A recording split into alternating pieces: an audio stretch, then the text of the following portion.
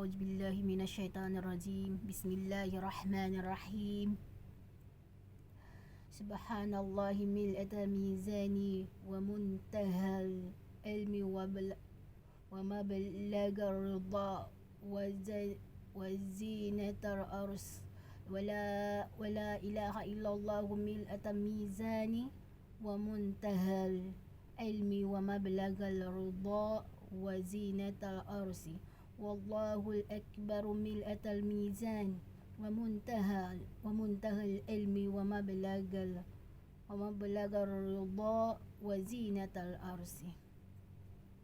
Ako'y nagpapakupkup kay Allah mula kay Satanas na isinumpa. Sa ngalan ng Allah ang pinakamahabagin ang pinakamaawain. Kalwalhatian siya Allah na ganap ang timbang pinakamaalam at pinakamaawain at may mga pinakamagandang luklukan. Walang Diyos na karapat dapat sambahin maliban sa Allah. Ganap ang timbang at pinakamaalam at pinakamaawain at may pinakamagandang luklukan. Ang Allah ang dakila. Ganap ang timbang at pinakamaalam sa pinakamaawain at may mga pinakamagandang luklukan. So before ko sabihin sa inyo ang aking mawdu, ang halal at haram ay malinaw. At humingi ako sa inyo na libong-libong kapatawaran na hindi ibig sabihin ako'y nagsasalita at nagmumuhadara ako'y isang maalam na. At humingi ako ng kapatawaran sa lahat na nakikinig at nakakataas sa akin, sa mga ulama at sa mga alima.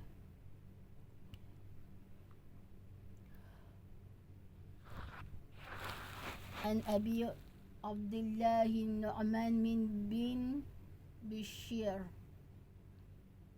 radiyallahu anha qala sami'tu Rasul sallallahu alaihi wasallam yaqulu innal halala bayyinu wa innal harama baynu wa bainahumal umurul mustabihat la ya'lamuhunna kathiru minan nar faman وَقَصُّبُحَاتِهِ فَقَدِ اسْتَبْرَأَ لِدِينِهِ وَإِرْضِهِ وَمَنْ وَقَعَ فِي صُبُحَاتِهِ وَقَعَ فِي الْحَرَامِ كَالرَّعِيِّ يَرْعَى حَوْلَ حِمَارٍ يُوشِكُ أَنْ يَقَعَ فِيهِ أَلَا وَإِنَّ لِكُلِّ مَلِكٍ حِمَايًّا ألا وإن حمى الله محارمه ألا وإن في جسدي مضغة إذا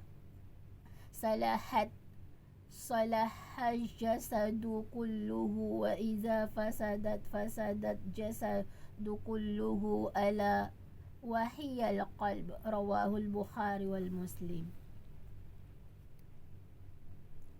Mula kay Abu Abdullah na si Nu'man Bashir, kalugdan sila ni Allah.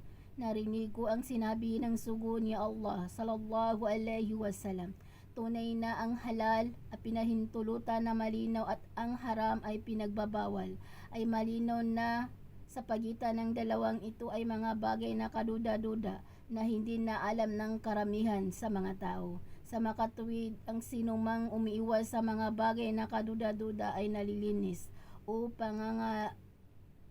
napangangalagaan niya ang kanyang lihiyon sa karangalan. Subalit ang sinuma ang pumasok sa gumagawa sa mga bagay na kaduda-duda ay nakagawa ng ipinagbabawal sa tulad ng isang pastor na namamastor sa isang puok at malapit sa santuaryo ng iba at maaring kahit na anumang oras na siya may pananagutan. Makapasok ang mga alaga nito sa kumain dito. Pagkat ingatan katotohanan bawat hari ay may mga santuaryos at pagkaingatan ang katotohanan ang santuaryo ni Allah ay ang kanyang mga ipinagbabawal. At katunayan sa ating katawan ay may mga kapirasong alaman ng kung ito ay napapabuti, ang buong katawan ay mapapabuti, subalit kung ito ay nasira, ang buong katawan ay magiging sira. At tunay na ito ay puso ay naiulat ni Bukhari at Muslim. Pangkalahatan ng paliwanag ng hadis. Ang hadis ay napapaliwanag kung paanong pakikitunguhan ang mga subuhat, mga kaduda-duda o hindi malinaw ng hatol. Ang mga dahilan kung bakit nagkakaroon ng subuhat. Nahati ang mga bagay na sa tatlong bagay na malinaw na sa halal, malinaw na sa haram. At ang mga pangatlo ay ang mustabih o subuhat. At ang mga sumusunod ay ang mga hukom o hatol sa bawat isa ay ang mga halimbawa nito. Malinaw na ang pinahintulutan, walang pagkakasala sa isang tao kung ito ay kanyang tatangkilikin. At kabilang sa halimbawa nito ay ang pagtamasa sa mga pinaghihintulutan ni Allah mula sa pagkain, bulit, mga bunga ng kahoy, pananamit at iba pang uri. Ang mga bagay na ito ay malinaw na pinahintulutan ni Allah. Malinaw na pinagbabawal. Sino mang tao ang gumagawa nito ay magkakasala.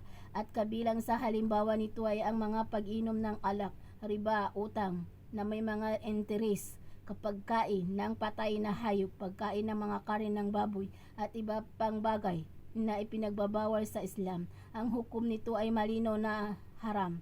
Ang hinalang bagay, ang tungkol dito ay may mga pagkakasalungat sa pagitan ng mga tao, na kung saan matungtunghayan mo ang pinagbabawal ng iba at pinaghihintulot naman ng iba ang isang bagay, at ang iba naman sa kanila ay walang sinasabi, at ang iba naman ay binigyan ng panlilinaw at detalyadong pagpapaliwanag.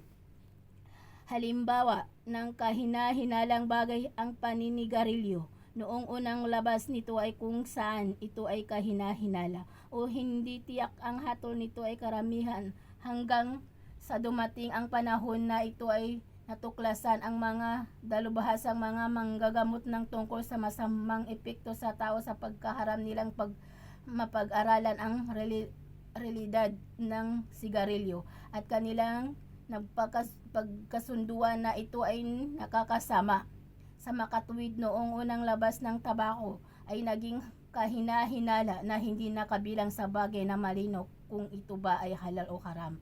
Pagkatapos ng masusing pag-aralan ay napatunayan kung ano ang masamang dulot nito ay ang pagiging haram. Ito ang ilan sa mga dahilan ng pagkakaroon ng subuhat. Kahina-hinala ng isang bagay ay apat.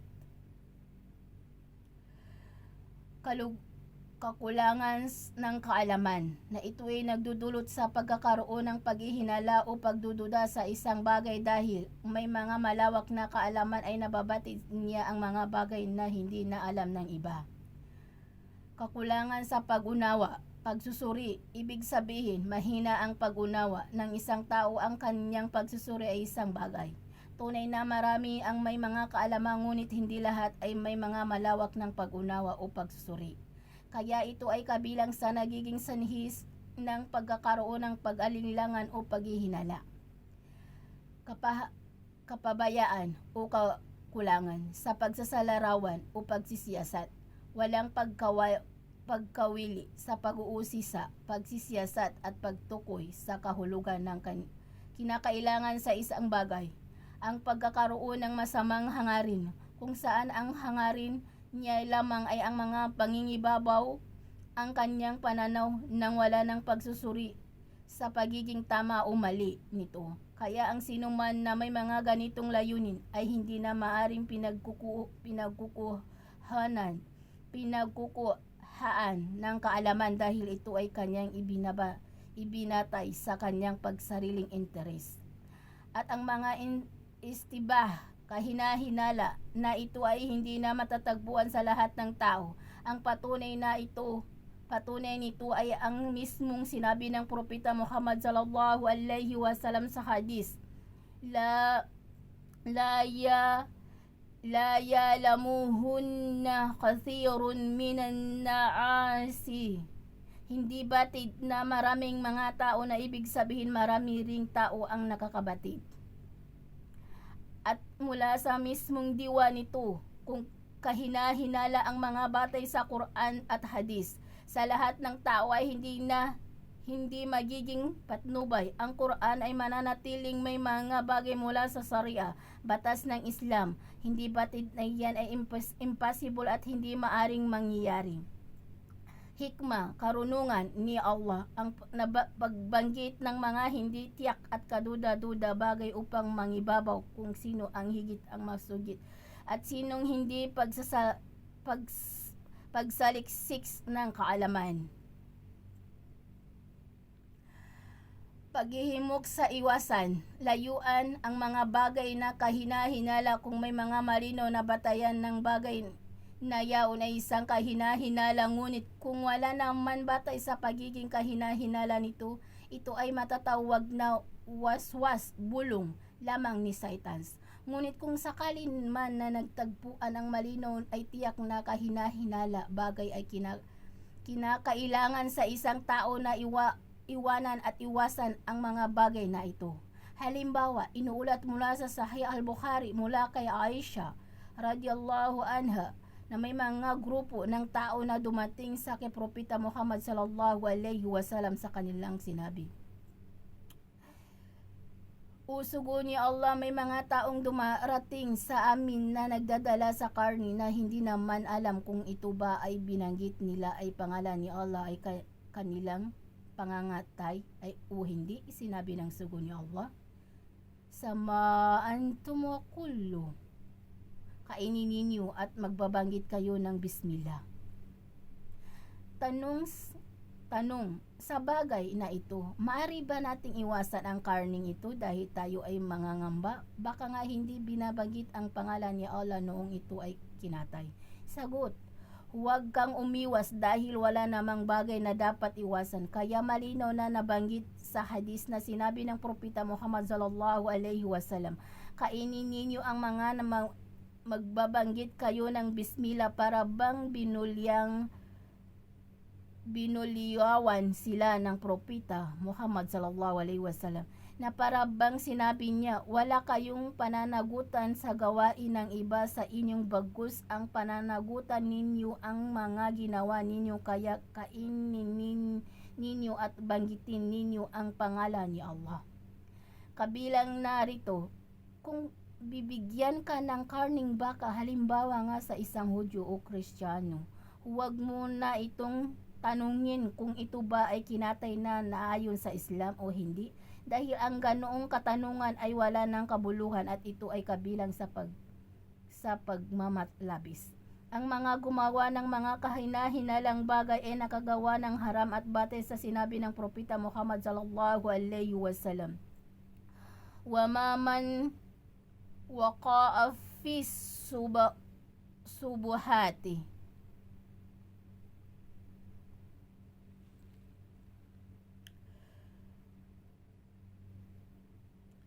waqa'a fil haram. Ang sinuman ang pumasok o gumawa sa mga bagay na kaduda-duda ay nagkagawa ng ipinagbabawal.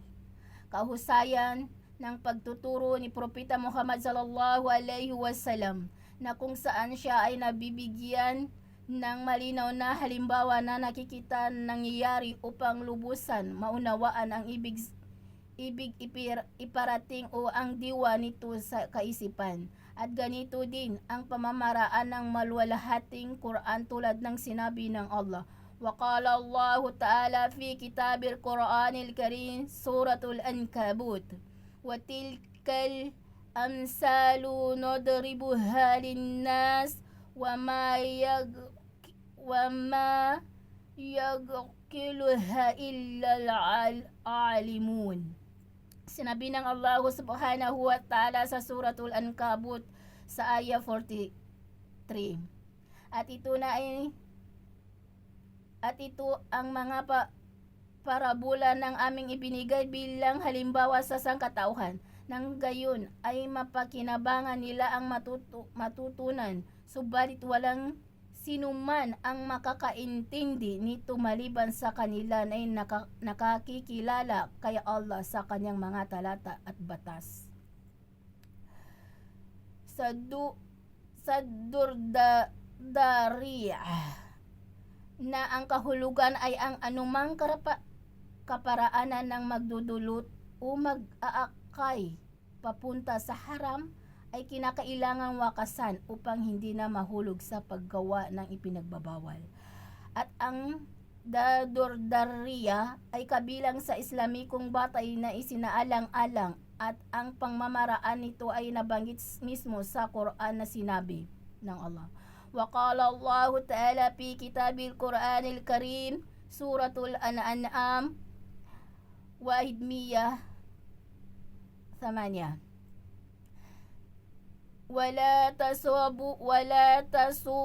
ولا تسبوا الذين يدعون من دون الله فيسبوا الله عدوا بغير العلم.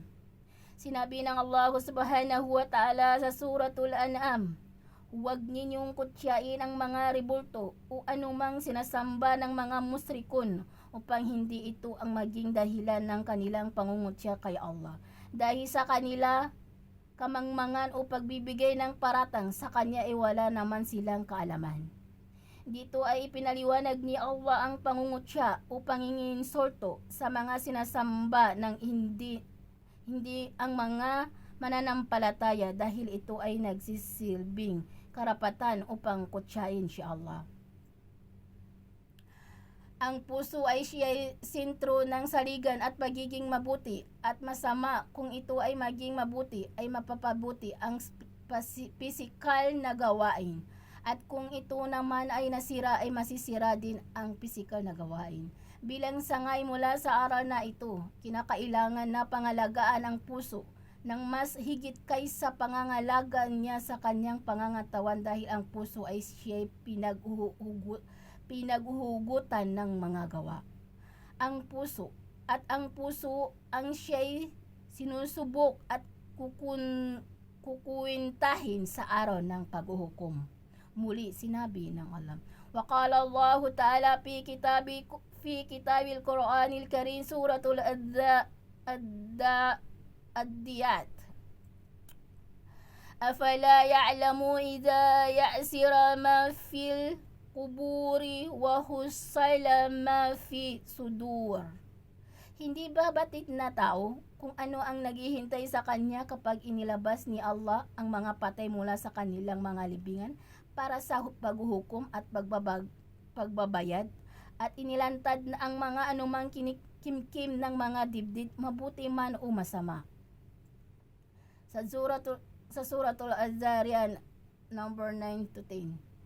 Sa hadis na ito ay isang tugon sa mga makasalanan nang kung sila ay pagbabawalan sa mga pagkakasala ay kanilang sasabihin, at taqwa hahuna. Ang takwa, pagkatakot kay Allah ay nandito, sabay turo sa kanyang dibdib. Sinabi ni Sheikh Uthaymin radiyallahu, tunay na siya ay gumamit ng tamang batay sa maling paraan dahil ang mismong pagsabi ng at-taqwa huna. Ang pagkatakot ay nandito sa puso. Ang mahal na propeta Muhammad sallallahu alaihi wasallam, ang ibig sabihin nito, kapag natatakot ang nasa loob nito puso ay matatakot din sa pangangatawan sa pamagitan ng paggawa ng pagsamba. At ang maaaring tugon sa kaganitong pagwawangis at pangangatwiran ay sadyang nakapadali, o ito ay ating sasabihin kung mapapabuti ang nasa loob nito puso ay mapapabuti din ang panglabas nito pangangatawan, dahil sinabi ng sugo ni Allah sallallahu alaihi wasallam, sa ating katawan ay may kapirasong laman, kung ito ay napapabuti ang buong katawan ay mapapabuti, subalit kung ito ay nasira ang buong katawan ay magiging sira. Ang tunay na ito ay ang puso. So hanggang dito na lang ang aking masasabi, at humingi ako ulit sa inyo na libong-libong kapatawaran. Kung may nasabi man ako hindi tugma, ay patawarin ninyo ako dahil tao lang ako nagkakamali. At sino mang sumunod sa Quran at Hadis ay hindi ito maliligaw. Wa qulu qawli hadha wa astaghfirullahu bi wa lakum, jazakumullahu khairan. fid dunya wal akhirah. Wa assalamu alaikum warahmatullahi wabarakatuh.